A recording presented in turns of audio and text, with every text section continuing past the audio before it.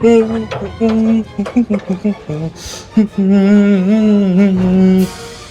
hey! Welcome to Story Lab. Hey, welcome to Story Lab. This week we're talking about joy while we take a look at the best way to love others well. Hey,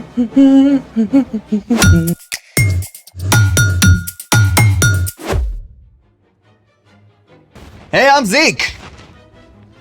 And that's Carter. And we're talking about joy, which is choosing to celebrate what God is doing. Carter. What? Oh!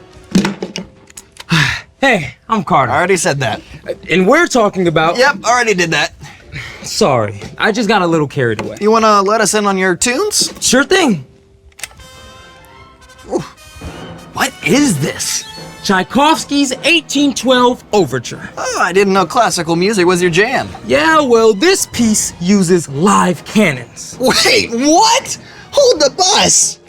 Live cannons? The composer Tchaikovsky wrote this piece of music to celebrate a victory in battle. The orchestra actually used cannon blasts as part of the music. And churches rang their bells, too. That's insane! I gotta hear it again.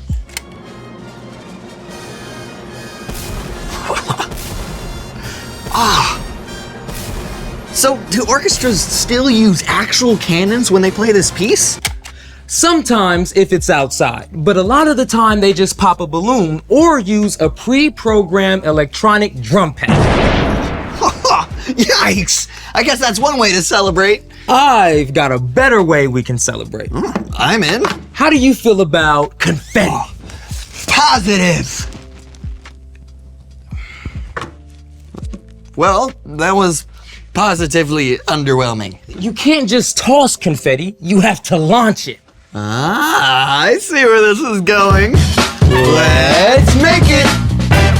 You only need a few basic supplies to make a confetti launcher. AKA confetti cannon. We've got a plastic syringe, tubing, construction paper, tape, and lots of confetti. Step 1. Cut a square piece of construction paper and cut a curve on one end. Then roll it into a funnel shape so the narrow end can just fit over the plastic tubing. Tape the funnel securely.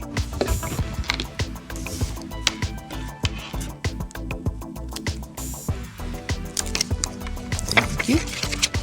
Step 2. Put the funnel over the end of the plastic tubing and tape it in place. You want to make sure that the seal is airtight.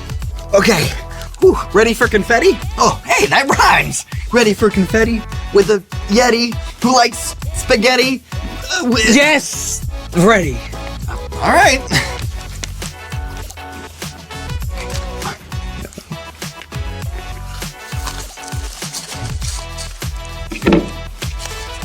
Okay. Confetti at the ready. Then cue the music. Here goes.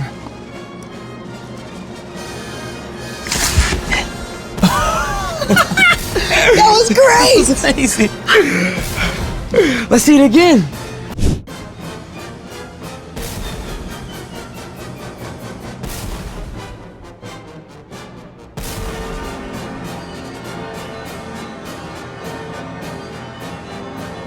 When the plunger is pressed, it compresses air inside the syringe. The compressed air is forced out of the syringe and through the plastic tubing, releasing the confetti! This is way cool. Can we share this with someone else? Speaking of sharing, it's time for... The story before the story! Today we're in the book of Romans, the 6th book of the New Testament. Romans is a letter written by the Apostle Paul to the believers in, you guessed it, Rome. Paul had never met these Jesus followers, but he prayed for them often and hoped to visit soon. In this letter, written while Paul was in Corinth, he encourages the believers. He clearly lays out God's grace in sending Jesus to set us free. Because of what Jesus has done for us, we can show God's love to others. Which is where our story starts. Take it away. Hey everyone, I'm Brian. The Apostle Paul traveled all over, sharing the good news about Jesus.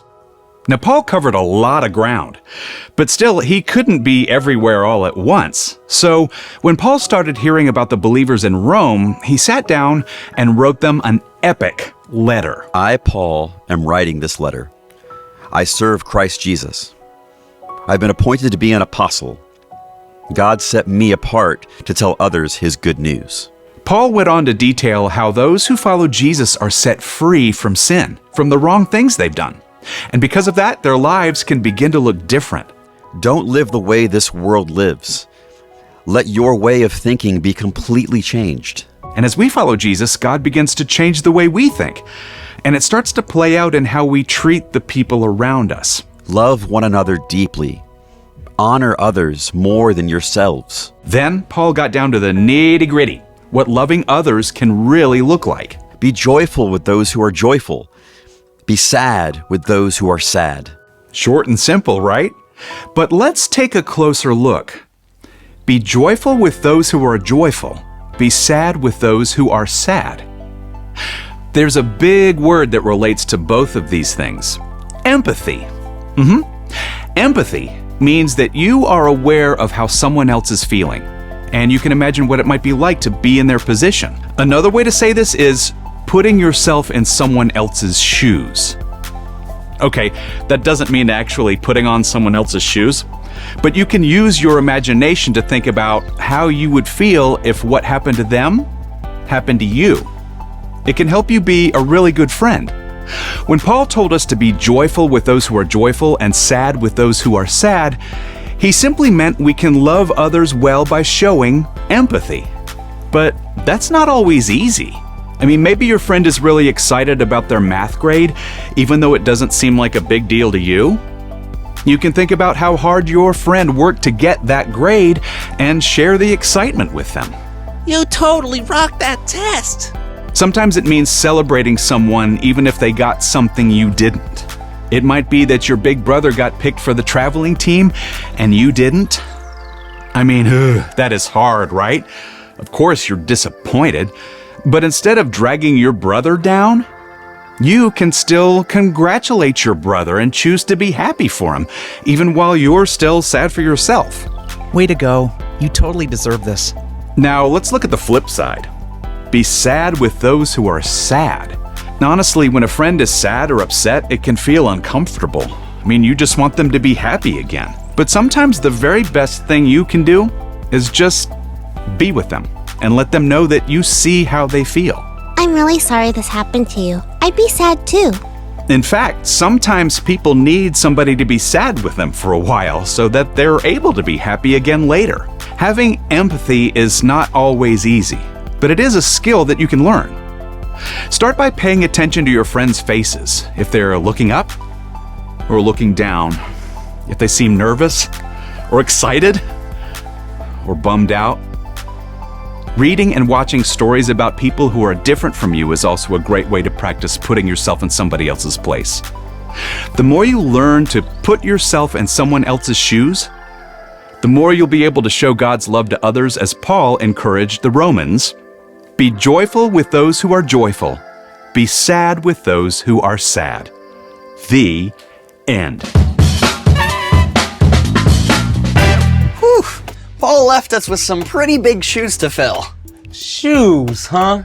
I see what you did there. I just love that we get to use our imaginations to put ourselves in someone else's place. Yeah, creativity, empathy, and joy, all in one. So, what's our part in the story? Our job is super simple.